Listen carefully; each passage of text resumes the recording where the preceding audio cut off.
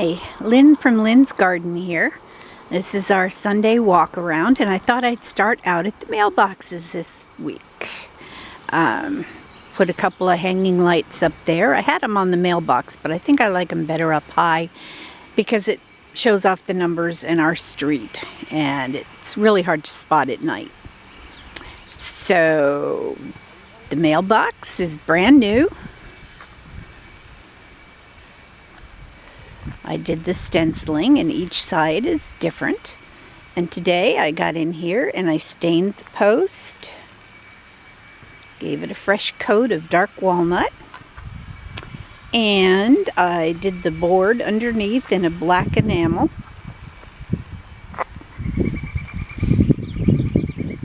So it looks pretty good. Now maybe I won't get wet mail. Nothing more annoying than going to get your mail and finding it's all wet and soggy. But, as you can see, this was put up day before yesterday, and there's all sorts of pollen on the top. So we are still in high pollen season. Our Scotch broom, of which there is one right there that I haven't clipped down yet. I'll be clipping that down very shortly before it goes to seed. And it's okay to have them bloom, but as far as going to seed, it's a noxious weed, and it has taken over the Northwest. Looks a little bit like forsythia, but it's not.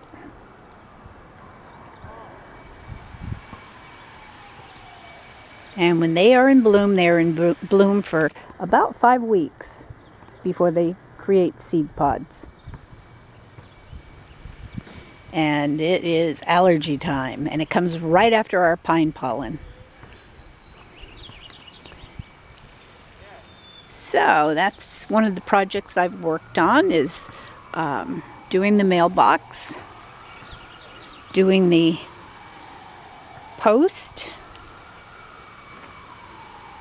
And I transplanted some hosta in here. I've got to get some extra water on it because it wilted down really bad. I did it in the heat of the day, but because it's a root plant, sort of a tuber, it'll be fine. It'll pop up when I get some water on it. Anyway, this is the little side garden at the very head of the street. And we're very fortunate here. We live just a few miles from downtown and major stores and everything, but it's really very quiet normally and very country-like.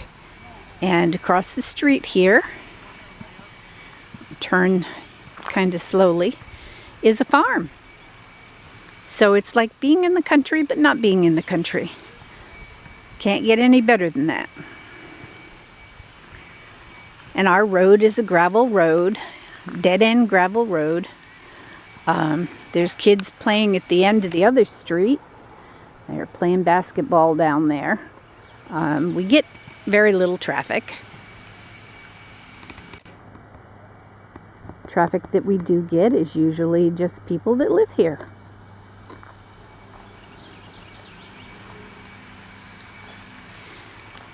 So these are the El Diablo or Lucifer crocuses, and they're coming along nicely. They will have bright, brilliant red flowers. And the things that I put in here have taken nicely. I put in some Shasta daisies and I put in some phlox. Oh, and I see the squirrels have been busy. Look at this. Squirrels have been busy right over there planting their sunflower seeds. So they're doing a bit of landscaping as well.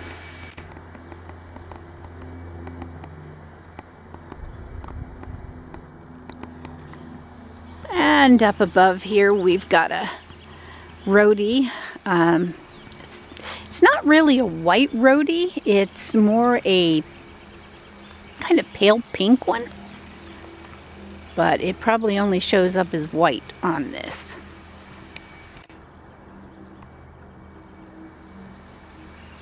And down here we've got a lilac.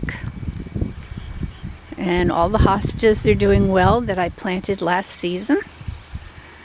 And the things that are coming up in the sticks, those are mums, and those will bloom in the late fall. So there's pretty much color here, no matter what time of year we've got. And this week I also weeded this side garden in front of my friend Marilyn's house. This is actually an easement, all this nice green grass, and it's a county easement. County does not maintain it. It's a county street. County does not maintain it. We actually put our own gravel down and everything to maintain it so it doesn't get all muddy, which is an expense to us, which would be nice if they took it off the taxes. But as you can see here, we've had a windstorm. I collected most of the pine boughs, but I guess I missed a few. These are blueberry bushes, hostas, got some pansies, got some pinks or dianthus. And we have 3 plum trees that we planted out here. And because the county does not do anything with this, we went ahead and did it.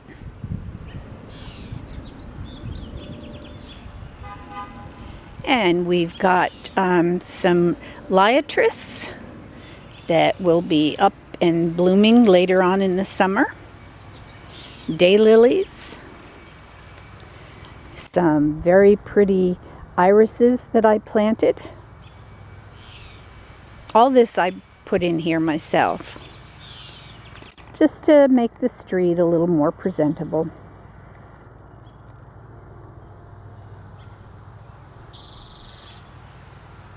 But I did get to weeding it this week, so it's looking pretty good. Get my shadow out of the picture.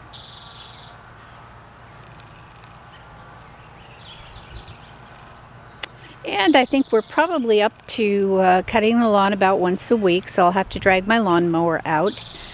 And I'll mow it on the odd-numbered weeks, or the even-numbered weeks, and I'll have Sean, our kind of a local handyman, do it on the odd-numbered weeks.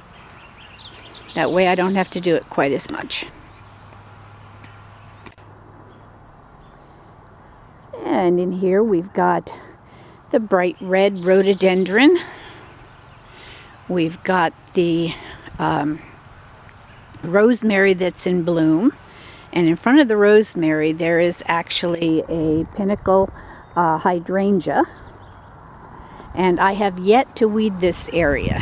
I've also got bee balm or forsythia, some lilacs, some honeysuckle, a palm tree that I've got to cut the dead stuff out of. But this is always my last garden to do because it's more in the shade during the day, so I save this till last as it gets very, very hot when it turns sunny here. And you can just see the color of this rhodie that it's going to be. So next week you'll have a walk around with the bright red one.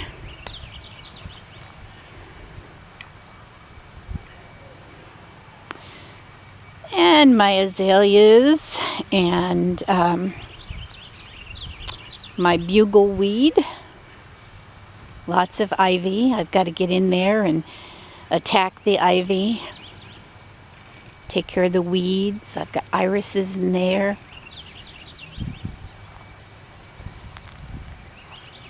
And I didn't know what to do with that trunk, so I turned it into a solar torch light. sticky light. And once again, this next week, you'll also be seeing probably my fully open peonies. These are a pale pink, and they are huge. They're bigger than my hand even. And I usually get 5 or 6 blooms on them. And they're a tree peony. My irises have already finished their bloom in the basket, and next the pinks will come along. And what I do every year is I transplant a few of the irises from there and put them in other places in the yard. Have a bright red peony that's coming along. And this week I also got the front patio weeded. So now at least it looks fairly decent.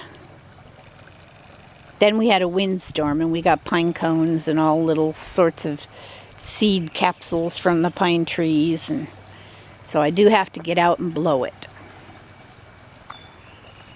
But it doesn't have any green big weeds in it anymore.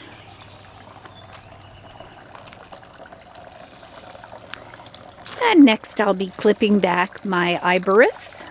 It always encroaches on the sidewalks and the patio, which I let it in the early spring, but then I have to clip it back or it would start crawling out into the patio even more. And I've got some creeping jenny, some petunias that haven't bloomed yet, and my pansies in here.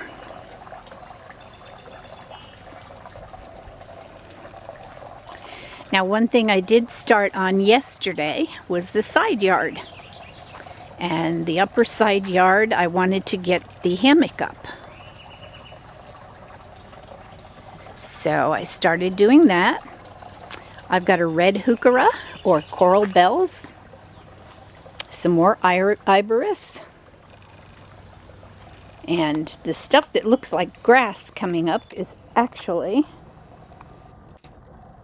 there we go, that's actually a coral colored gladiola. And I got a lot more shoots on it this year. And then the purple is creeping phlox. And I've got my honeysuckle coming along in the back, and it's just about ready to bloom. But I've been getting the Facebook memories from previous years, and we're about 2 to 3 weeks behind what we should be. So everything is being real slow to bloom.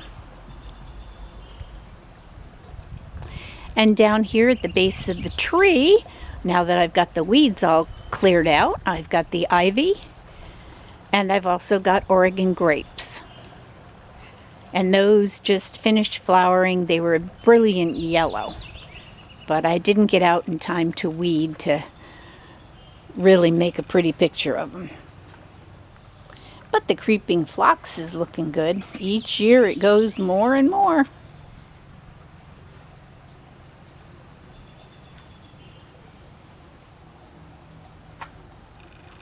And there's always bee activity.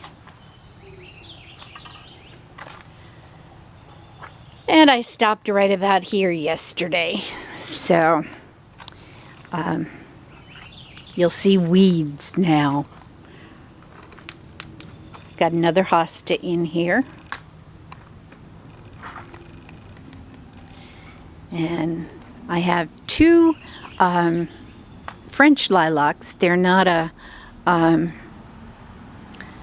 true lilac. They don't get quite as tall, and they're a little bit more wispy. And I also have some lilies in there. Don't know if I can pan in on them. Can't see. I'm looking into the sun. You guys probably aren't seeing anything. But there are lilies in there. And then all of this lush is salad berry bushes. And Salad berries are edible. They are good dried. You can put them in cereal like a raisin. And I've never done it, but I think this year I might, because I've let them grow this year.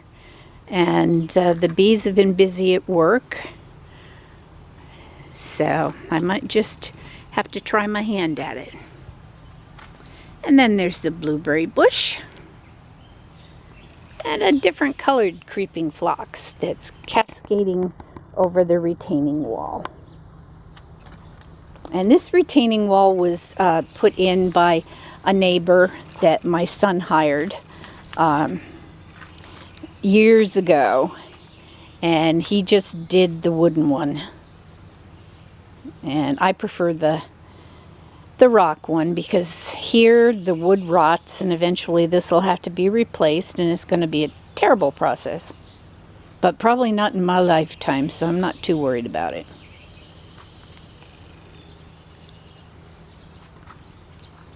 And then this is an area I got to weed this week as well. I found my lilies here, which I believe those are red ones.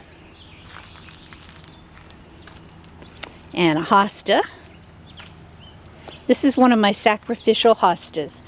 If you have slugs or ants or even cutter bees, plant hostas and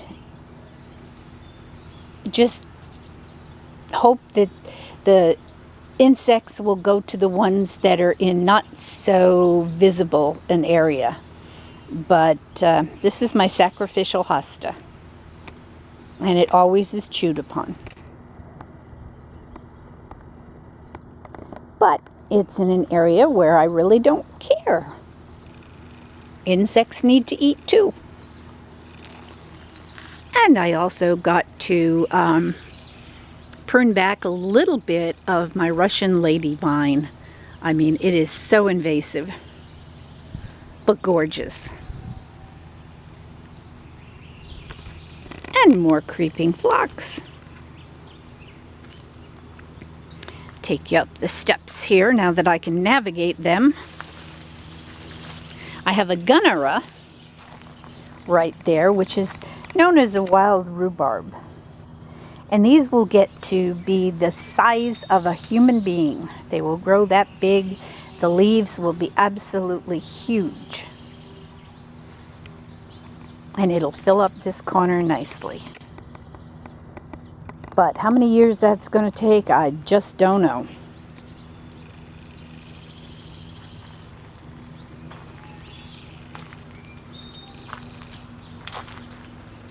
And then if anything happens to our pine trees, I have a secret back here. This is a macro maple. And it'll grow very tall. And it has absolutely huge leaves. And it seeded here a couple of years ago. And I've left it because I think it'll be nice eventually. And you can see the honeysuckle is starting to bud up and get ready to bloom. And there is honeysuckle all down the fence line here. So eventually when I clean all this out, and I've got to fight with the blackberry that's in the bush there, get that all cleared out. It's actually entwined with the root system of that shrub, and nobody ever cleared it out, and I'm afraid that I'll damage the shrub if I do. So all I can do is just clip it out every year as it grows. And over the course of the winter, it grows right on through. But eventually, by the end of next week, I'm hoping to have this area all cleaned out. Get the weeds out, get the blackberries out. This area was originally all blackberry brambles. And they looked like igloos. They were so huge. And there's a daylily down there that'll bloom too. This used to be a widely used area before I put in the pond. I had a bird bath up here, and it was the most widely used area because the pond wasn't here yet. But now that I have the pond, it's not as widely used, but I still keep the bird bath clean. And as you can see, I've got the ivy that's growing over, which I will be clipping very shortly. And now to go to the backyard.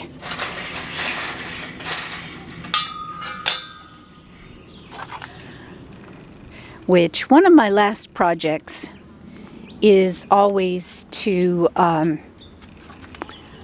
do the side yard and then to do the patio in the back. I leave that till last because if I do it first, I will be so tempted to just sit down and relax and not get any work done. My little spice garden that goes up next to the back door during the winter time. See if I can home in on this bee that's loving my chives. He's just having a grand time on the chives.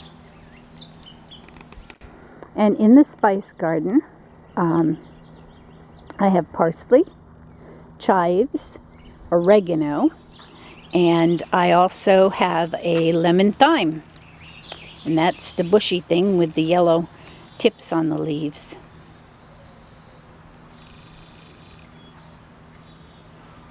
That one chive must be really sweet, huh?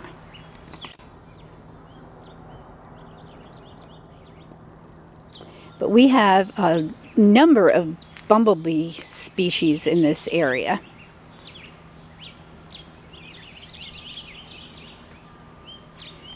One of the ones that I especially like are the red-rumped bumblebees. And I believe that is their name.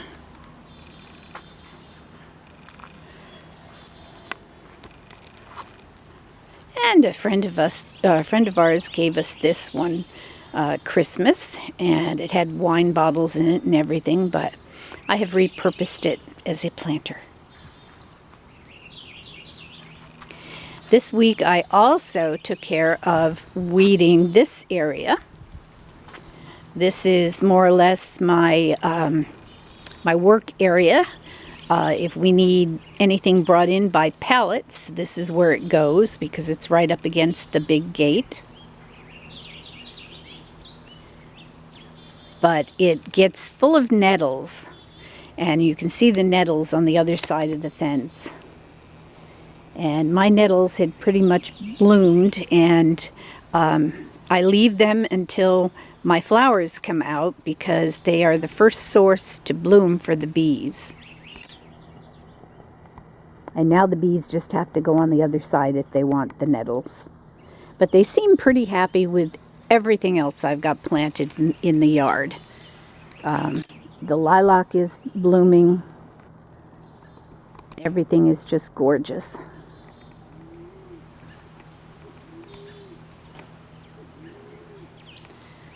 And even though I put up those, or had those birdhouses put up on the other side of the fence many years ago, I don't think anything's ever lived in them. They like to roost on them, but they haven't made nests in them.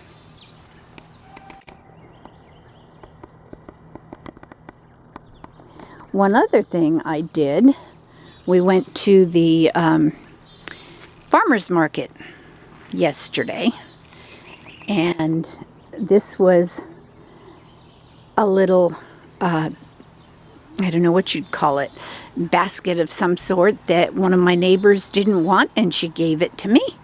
And I've previously hung it on the front of the house, but I moved it around to the back this year, and it has dried flowers in it. And I got the dried flowers at the farmer's market yesterday.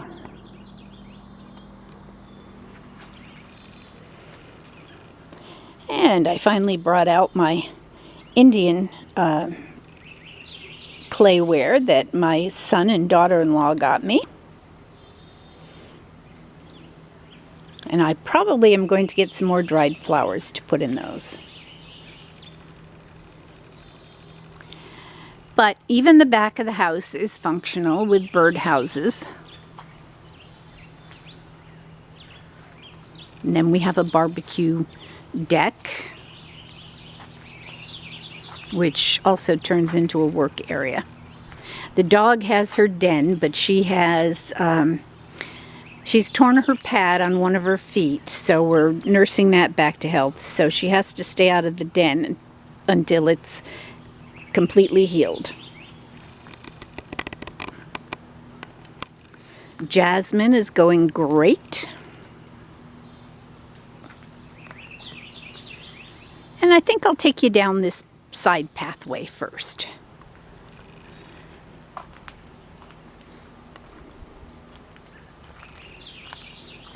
These over here to my left are all Japanese anemones.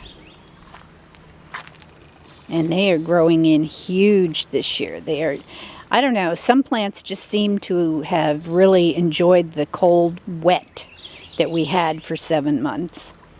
And other plants just have not liked it at all.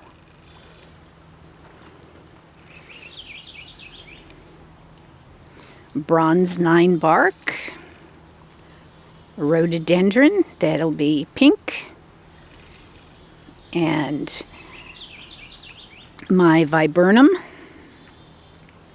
and that is a winter blooming plant. So if anybody needs any winter blooming plants, viburnum are definitely a must-have. And I've got azaleas. Over here is a coral peony. That'll be blooming possibly next week. You might get to see it on next week's walkabout. And my my burning bush is filling out very nicely this year. And I cannot say enough gorgeous things about the lilacs.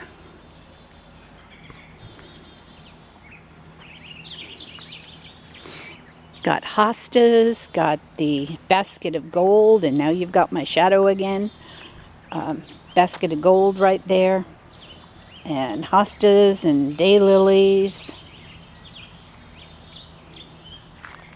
And this will be a dark purple clematis. And this is one of those French lilacs that'll be a little bit more wispy. And it always blooms later than the others. And the phlox will come in sometime in June. And I have asters in the back that'll flower in the fall when the clematis loses its leaves. I'll have the purple asters, and I will also have purple phlox.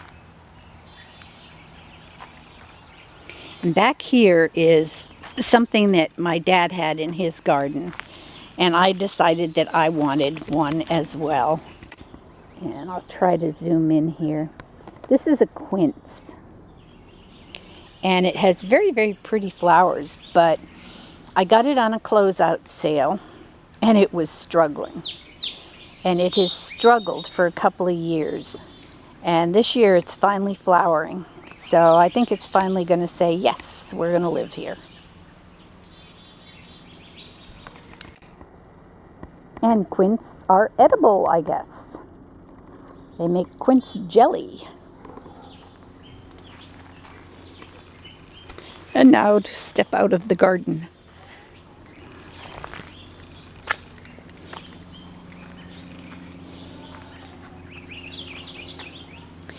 And this is a very, very red azalea. Oops, let me find out where I am on my, there we are.